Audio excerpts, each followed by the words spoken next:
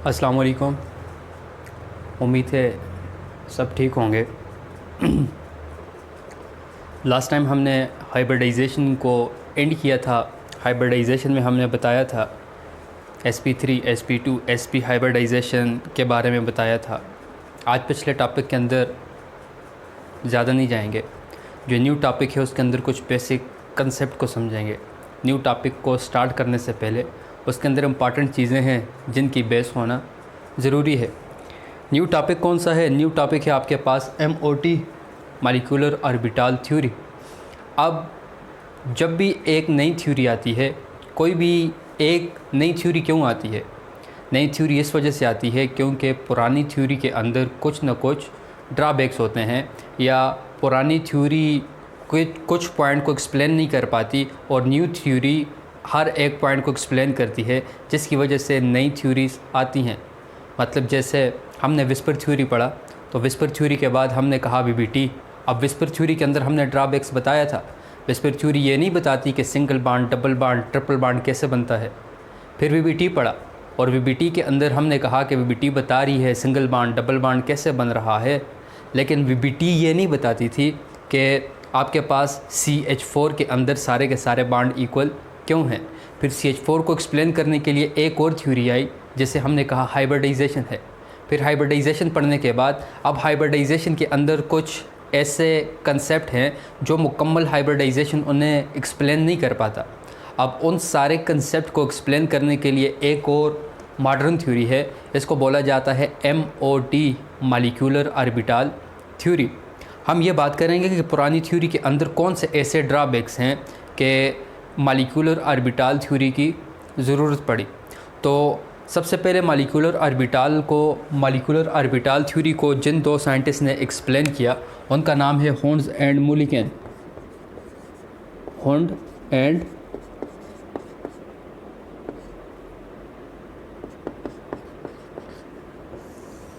Mulliken.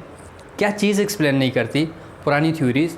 तो valence bond theory हो, या चाहे आपके पास हाइब्रिडाइजेशन हो, चाहे आपके पास विस्पर थ्योरी हो, तो ये किसी कंपाउंड के पैरामैग्नेटिक नेचर या डायमैग्नेटिक नेचर को एक्सप्लेन नहीं करते। पहली बात, पैरामैग्नेटिक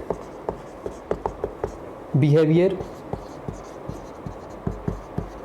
और दूसरा diamagnetic.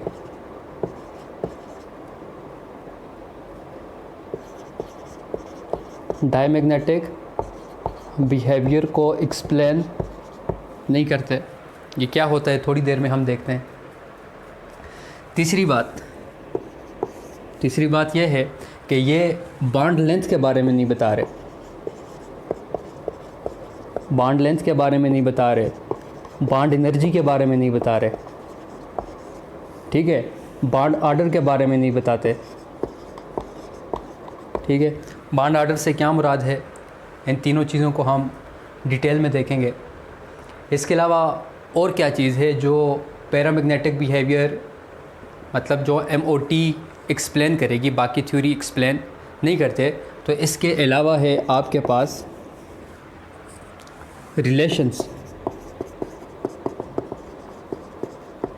Relationship between bond energy, bond length and bond order. Bond energy, bond length and bond order. और क्या मॉलिक्यूलर ऑर्बिटल बताएगी? मॉलिक्यूलर ऑर्बिटल थ्योरी बताएगी ऐसे कौन से मॉलिक्यूल हैं, ऐसे कौन से एटम हैं जिनके दरमियान बॉन्ड नहीं बन सकता। जैसे हम कहते हैं हीलियम 2, क्या हीलियम 2 का मॉलिक्यूल होता है? तो हीलियम He2 कभी भी नहीं होता। हीलियम सिर्फ़ और सिर्फ मोनो एटॉमिक फॉर्म में ही एग्जिस्ट करता है। एक हीलियम दूसरे हीलियम के दरमियान बॉन्ड नहीं होता। अब बॉन्ड क्यों नहीं होता उसे भी एक्सप्लेन करेगी MOT। ये सारे ड्रॉबैक्स हैं जो कि मॉलिक्यूलर ऑर्बिटल थ्योरी के अंदर कवर होंगे। Paramagnetic behaviour, diamagnetic behaviour, bond length, bond energy, bond order, relationship between bond energy, bond length and bond order, और bond is whether bond is feasible और not. There are the certain drawbacks.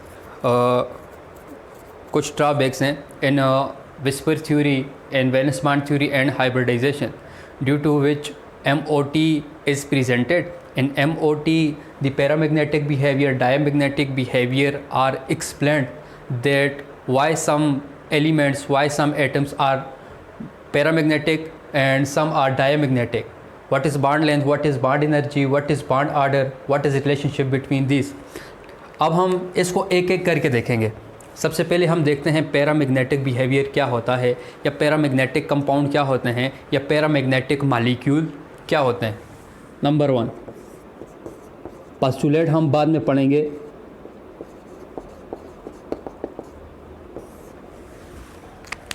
Paramagnetic molecule से क्या मुराद हैं? तो paramagnetic molecule वो molecule होते हैं जिनके एंटी बॉन्डिंग मॉलिक्यूलर ऑर्बिटल के पास, बल्कि अभी यहाँ पे और सिंपल करते हैं.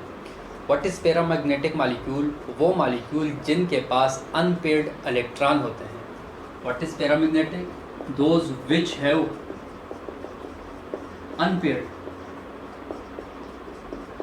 unpaired electron in anti bonding molecular orbital.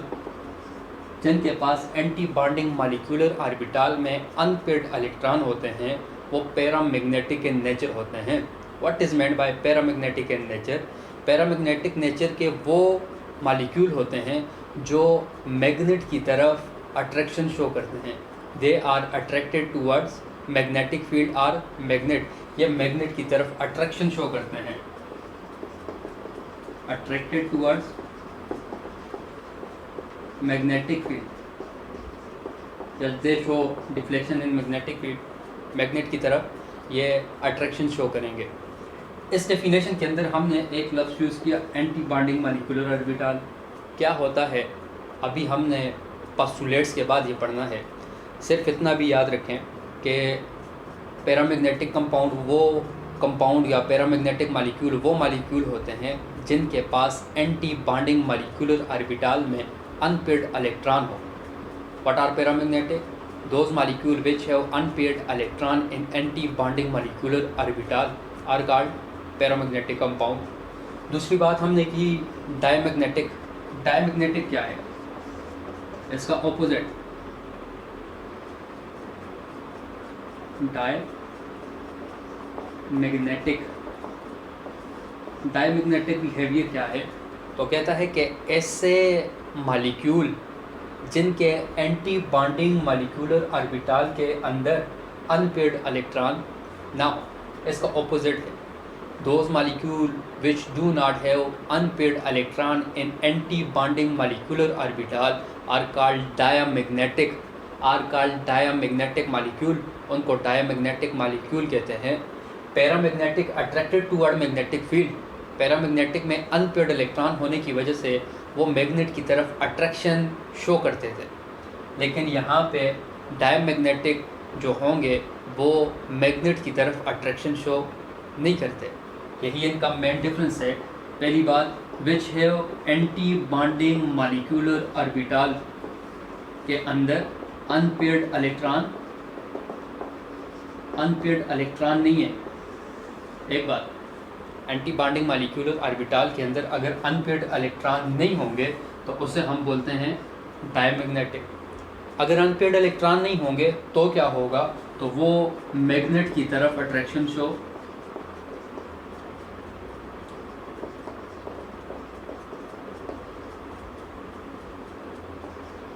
Do not show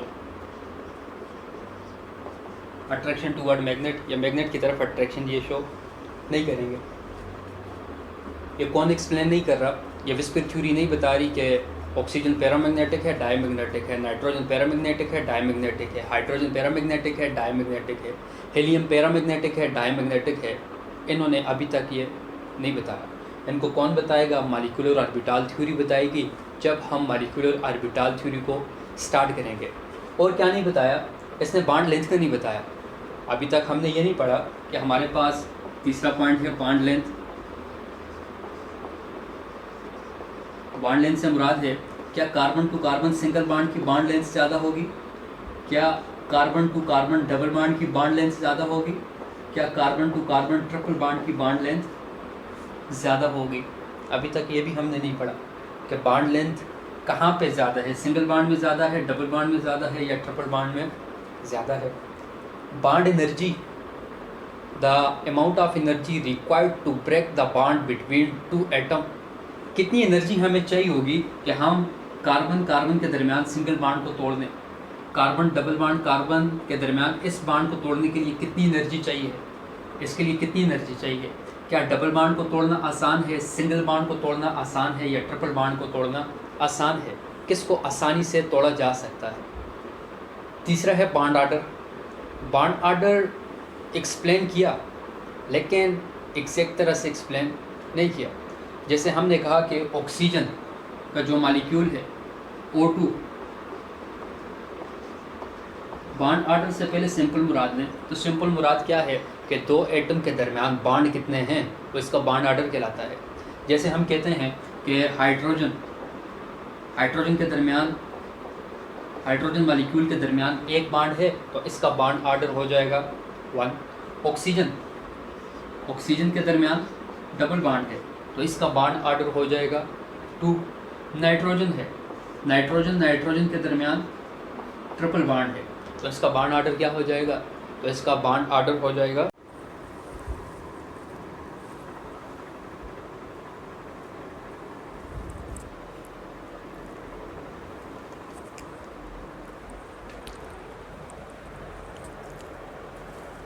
hydrogen के दरमियान एक बॉन्ड क्यों है, नाइट्रोजन के दरमियान 3 बॉन्ड क्यों हैं, ऑक्सीजन के दरमियान 2 बॉन्ड क्यों है, डबल बॉन्ड क्यों है।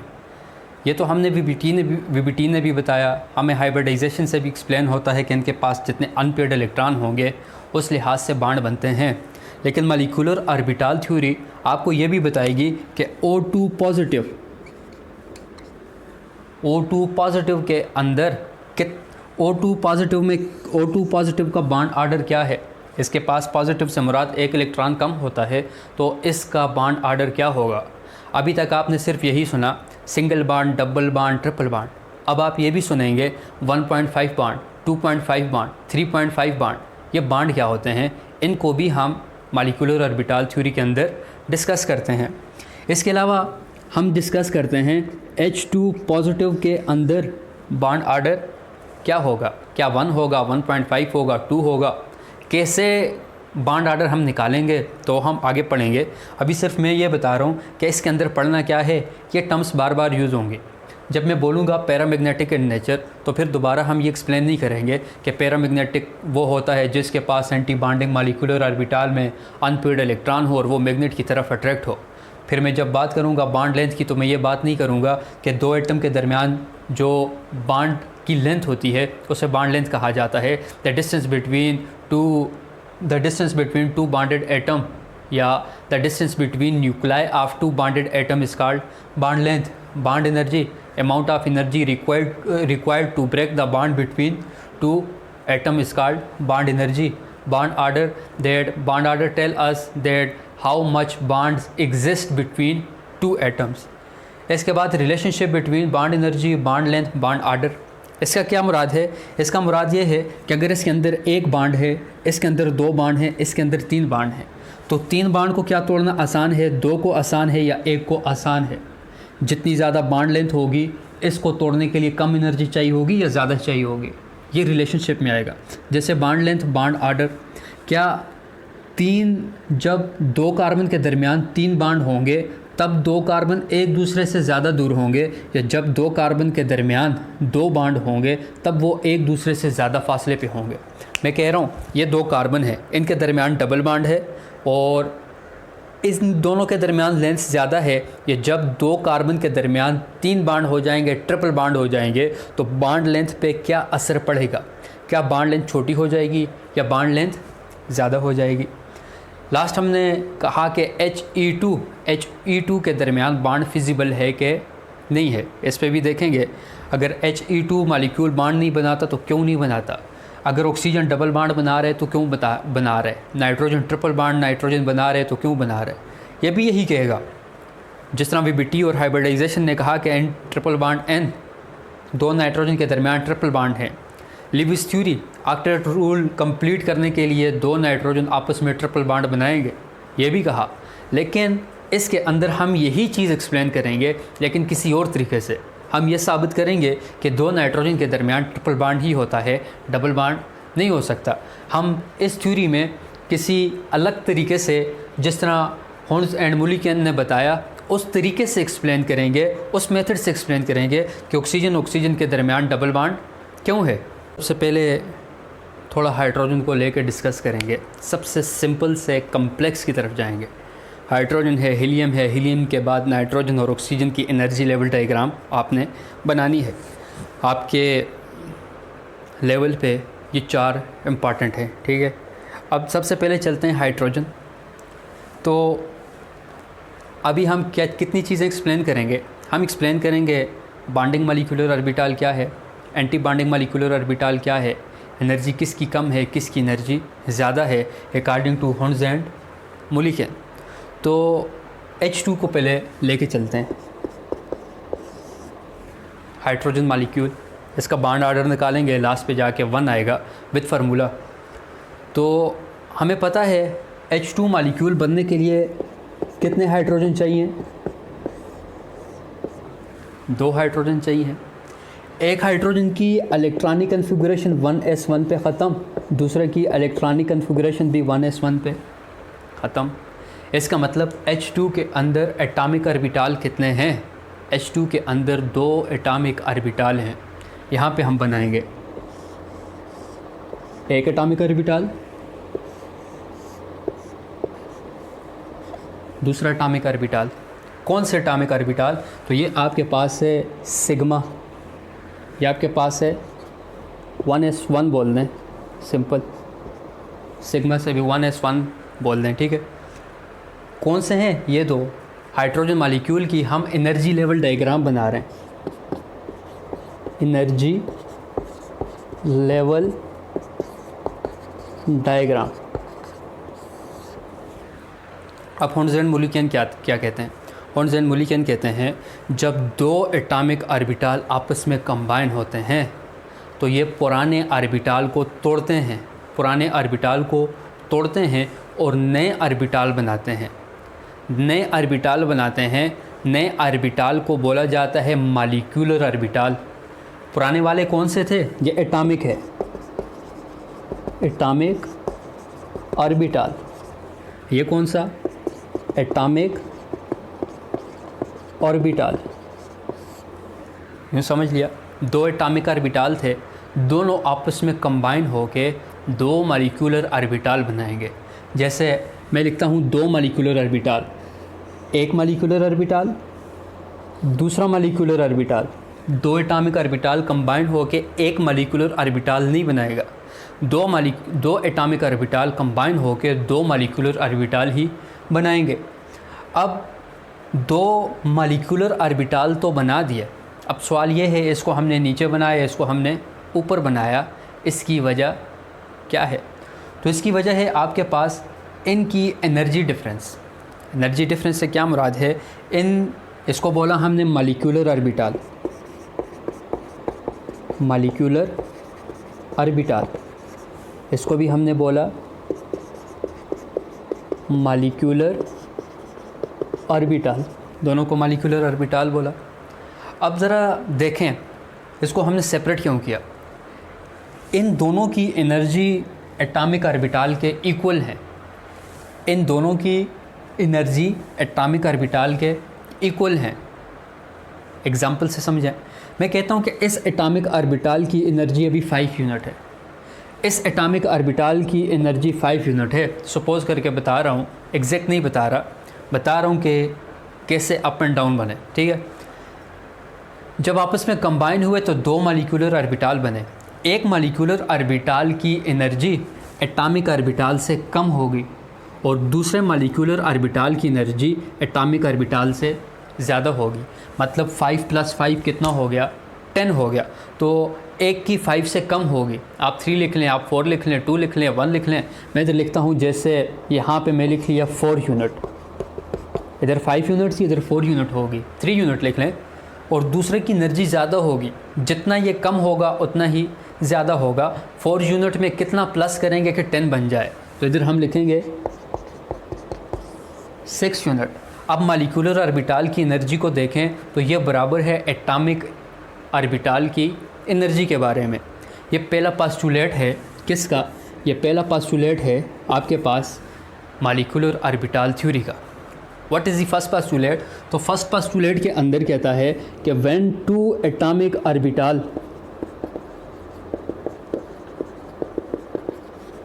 कंबाइन टुगेदर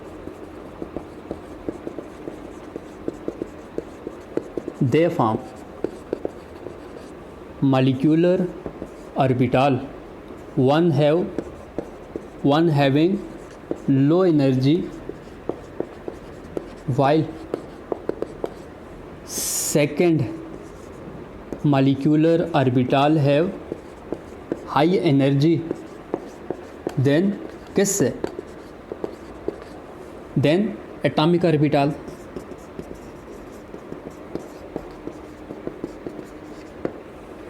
बता दिया। क्या कहा हमने कहा दो एटॉमिक ऑर्बिटल कंबाइन होंगे तो दो मॉलिक्यूलर ऑर्बिटल बनेंगे। एक मॉलिक्यूलर ऑर्बिटल की एनर्जी कम होगी, दूसरे मॉलिक्यूलर ऑर्बिटल की एनर्जी ज़्यादा होगी। इसको बोला जाता है फर्स्ट पोस्टुलेट। सेकंड पोस्टुलेट क्या कहता है? Those molecular orbital having low energy और हाई एनर्जी, इनको नाम दिया गया। इनको अब नाम देंगे। नाम क्या देंगे? तो हम इनको नाम देंगे वो मॉलिक्यूलर ऑर्बिटल जिनकी एनर्जी कम होती है, लेस होती है, उन्हें बोला जाता है बॉन्डिंग मॉलिक्यूलर ऑर्बिटल। कौन से? इनको बोला जाता है बॉन्डिंग मॉलिक्यूलर ऑर्बिटल। जिनकी एनर्जी लो होगी वो कहलाएंगे बॉन्डिंग मॉलिक्यूलर ऑर्बिटल। वो ऑर्बिटल जिनकी एनर्जी एटॉमिक ऑर्बिटल से हाई होगी इन्हें हम क्या बोलेंगे? इन्हें हम बोलते हैं एंटी बॉन्डिंग मॉलिक्यूलर ऑर्बिटल। तो हम लिखते हैं anti bonding molecular orbital. Paramagnetic के अंदर हमने बताया था कि वो मॉलिक्यूल जिनके एंटी बॉन्डिंग मॉलिक्यूलर ऑर्बिटल के अंदर अनपेयर्ड इलेक्ट्रॉन होंगे वो पैरामैग्नेटिक है। तो यहाँ पे आपको ये बताया कि एंटी बॉन्डिंग मॉलिक्यूलर ऑर्बिटल होते क्या हैं। Those molecular orbital which have high energy than atomic orbital are called anti bonding molecular orbital. दो पोस्टुलेट इसके हो गए। इनको और क्या नाम देंगे? पहले हमने मॉलिक्यूलर ऑर्बिटल कहा, फिर इसको हमने कहा एंटी बॉन्डिंग मॉलिक्यूलर ऑर्बिटल, ठीक है, और इसको हमने कहा बॉन्डिंग मॉलिक्यूलर ऑर्बिटल। और क्या नाम दे सकते हैं? तो इस बॉन्डिंग मॉलिक्यूलर ऑर्बिटल का एक और नाम है सिग्मा। एस से डिनोट किया जाता है, ठीक है। सिग्मा बोल दें या 1 सिग्मा बोल दें। कहाँ से 1 आया? 1 यहाँ से आया, 1 सिग्मा, ठीक है। सिग्मा इसको इस वजह से बोला क्योंकि ये सिग्मा बॉन्ड बनाता है, ठीक है। 1 सिग्मा भी बोला जाता है इसे, और इसका दूसरा नाम है sigma star. 1 sigma star. Bonding molecular orbital को सिग्मा बोला जाता है, एंटी बॉन्डिंग मॉलिक्यूलर ऑर्बिटल को 1 सिग्मा भी बोला जाता है। ये आपके पास कितने पॉइंट हो गए? तो ये आपके पास पॉइंट हो गए 2 पॉइंट। किसके? मॉलिक्यूलर ऑर्बिटल थ्योरी के, ठीक है। तीसरा पॉइंट हम लास्ट पॉइंट पढ़ते हैं। लास्ट पॉइंट क्या कहता है? तो लास्ट पॉइंट कहता है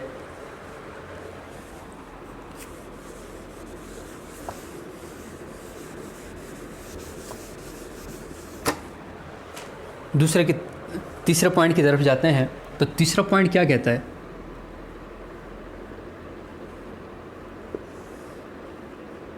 ठीक है, तीसरा पॉइंट कहता है कि फिलिंग ऑफ इलेक्ट्रॉन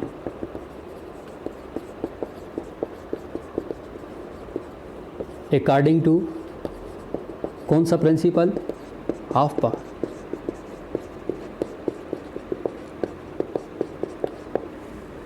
कहते हैं filling of electron Aufbau principle के मुताबिक होगी। The electron fill according to Aufbau principle. What is Aufbau principle? As we discussed earlier in this chapter, those subshell, those orbital which have low energy, they will fill first in, हमने कहा कि वो orbital जिनकी energy कम होगी सबसे पहले electron वहाँ पे ही फिल होंगे। Electron filled first in those orbital which have less energy according to of principle. और हम ये बता चुके हैं इसकी एनर्जी कम है, इसकी एनर्जी ज़्यादा है। अब ज़रा देखें तो सबसे पहले लो एनर्जी के अंदर फिल होंगे, कितने इलेक्ट्रॉन फिल होंगे? सवाल तो ये है, इसके पास एक इलेक्ट्रॉन, इसके पास एक इलेक्ट्रॉन, तो टोटल इलेक्ट्रॉन कितने हुए? 2 इलेक्ट्रॉन हुए। तो दोनों के दोनों इलेक्ट्रॉन यहाँ पे फिल होंगे। एंटी बॉन्डिंग मॉलिक्यूलर ऑर्बिटल के लिए मज़ीद इलेक्ट्रॉन बाकी नहीं है, दोनों इलेक्ट्रॉन यहाँ पे फिल हो गए। तो क्यों हमने यहाँ पे फिल किया अगर कोई पूछे तो इसका जवाब ये है क्योंकि आफ्बा प्रिंसिपल कहता है कि जिस मॉलिक्यूलर ऑर्बिटल की एनर्जी कम है सबसे पहले इलेक्ट्रॉन को वहाँ पे फिल करना है, और जिस मॉलिक्यूलर ऑर्बिटल की एनर्जी सबसे ज़्यादा है वहाँ पे इलेक्ट्रॉन सबसे लास्ट में ऐड करना है। ये इसका तीसरा पॉइंट है।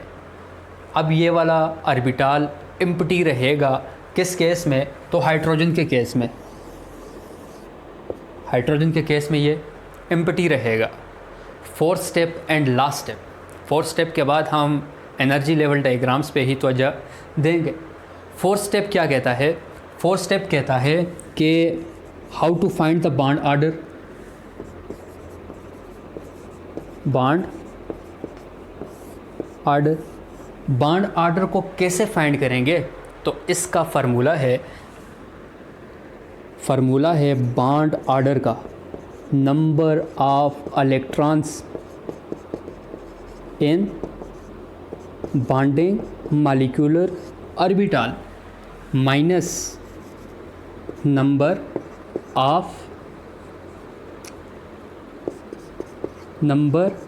Of electrons in anti bonding molecular orbital. यह फार्मूला है, ठीक है। हॉर्न्स एंड मुलिकन ने खुद दिया, डिवाइडेड बाय 2 करेंगे हमेशा, ठीक है। अब हाइड्रोजन के पास क्या एंटी बॉन्डिंग मॉलिक्यूलर ऑर्बिटल में कोई इलेक्ट्रॉन अनपेयर्ड है? ऐसे नज़र आ रहा है आपको? नहीं नज़र आ रहा। क्यों? क्योंकि दोनों के दोनों इलेक्ट्रॉन यहाँ पे फिल्ड हो गए। जब दोनों के दोनों इलेक्ट्रॉन यहाँ पे फिल्ड हो गए तो क्या ये पैरामैग्नेटिक होगा?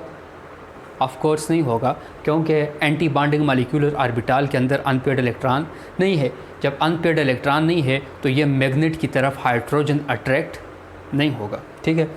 अब इससे क्या मुराद है? बॉन्ड ऑर्डर हम कैसे निकाल रहे हैं? तो हमने कहा number of electrons in bonding molecular orbital. Bonding molecular orbital के अंदर टोटल इलेक्ट्रॉन कितने हैं? 2 हैं, ठीक है। मैं यहाँ पे लिख लूँगा bond order equal to 2 minus अपनी जगह number of electron in anti bonding molecular orbital के अंदर अभी कितने हैं हाइड्रोजन के केस में? तो 0। कोई नज़र आ रहा है? नहीं है तो 0 डिवाइडेड बाय 2। 2 माइनस 0 0 होता है, 2 होता है तो 2 होता है, ठीक है। 2 से कैंसिल, आंसर कितना आया? 1। इसका मतलब हाइड्रोजन के दरमियान बॉन्ड ऑर्डर 1 है। इसका मतलब यह है कि एक हाइड्रोजन और दूसरे हाइड्रोजन के दरमियान कितने बॉन्ड्स होंगे? तो इनके दरमियान सिर्फ़ और सिर्फ एक बॉन्ड ही होता है। H2 के दरमियान सिर्फ़ और सिर्फ कितने बॉन्ड हैं? एक बॉन्ड ही होगा। हीलियम को देखते हैं, हीलियम और हाइड्रोजन सेम हैं। अब जिस तरह हाइड्रोजन के दरमियान बॉन्ड बना, हीलियम के दरमियान बॉन्ड क्यों नहीं बनता? ठीक है, इसको भी एक्सप्लेन करता है हॉर्न्स एंड मुलिकन। क्या कहेगा? चेंजेस कहाँ पे करेंगे? तो ज़रा देखें कि अब हम बात कर रहे हैं हीलियम और हीलियम की, ठीक है। इसके दरमियान बॉन्ड बनता है या बॉन्ड नहीं बनता? देख लेते हैं। हीलियम मॉलिक्यूल थोड़ी देर के लिए तसव्वुर करते हैं बनता है, ठीक है, बनता है। कैसे बनेगा? हीलियम का मॉलिक्यूल तब बनेगा जब इसके पास 2 हीलियम के एटम होंगे, 2 हीलियम के एटम होंगे। थोड़ी देर के लिए तसव्वुर करते हैं, बनता है। अगर देखते हैं प्रूफ होता है या प्रूफ नहीं होता, ठीक है, बनता है। हीलियम को देखें तो इसके एटॉमिक नंबर 2, एटॉमिक नंबर 2 से क्या मुराद है? इसके पास 2 इलेक्ट्रॉन होंगे, 2 प्रोटॉन होंगे। हाइड्रोजन का यहाँ पे कंप्लीट हो गया, ठीक है। अब हम बात कर रहे हैं हीलियम के बारे में।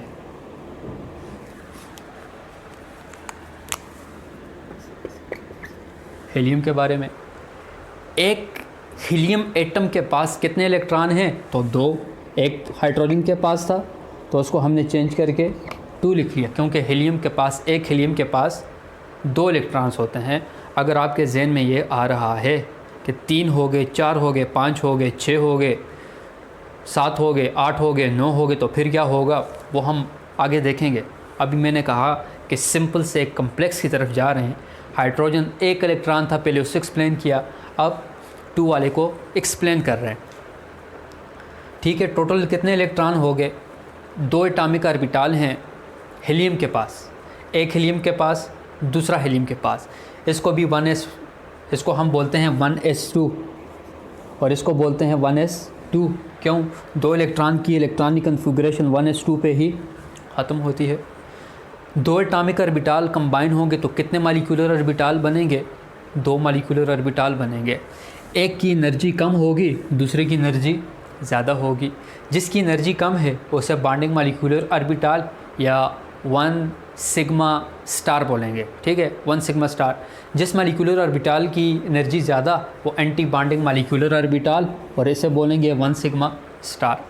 ये भी बोल दिया, 2 पोस्टुलेट हो गए। तीसरा postulate, filling of electron according to Aufbau principal.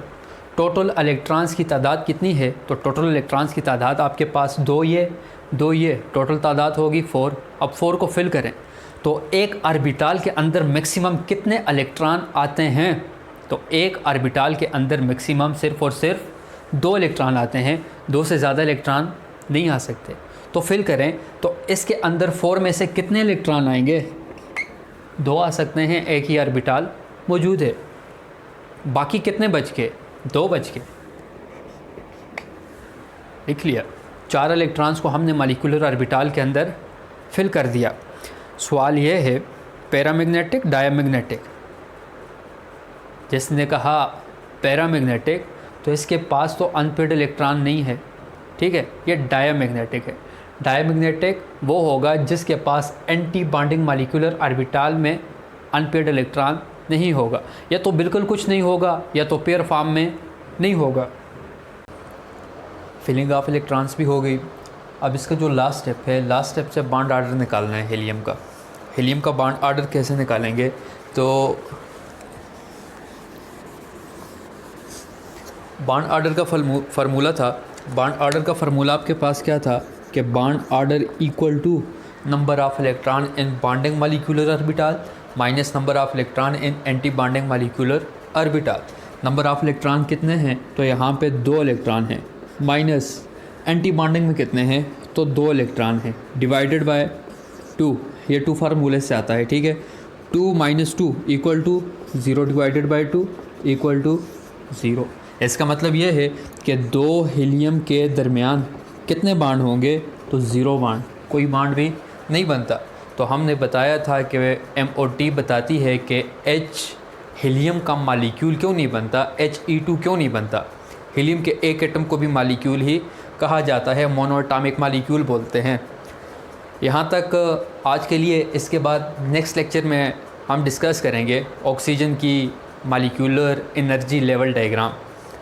अभी तक हमने जो कुछ पढ़ा, हमने पढ़ा कि what are the defects in valence bond theory and hybridization. As we discussed, hybridization and valence bond theory did not discuss paramagnetic behavior, diamagnetic behavior, bond energy, bond length, bond order, whether bond is feasible or not. That all are discussed by molecular orbital theory. And first postulate of molecular orbital theories: whenever 2 atomic orbital are combined together, they form 2 molecular orbital. One molecular orbital have low energy while second molecular orbital have high energy.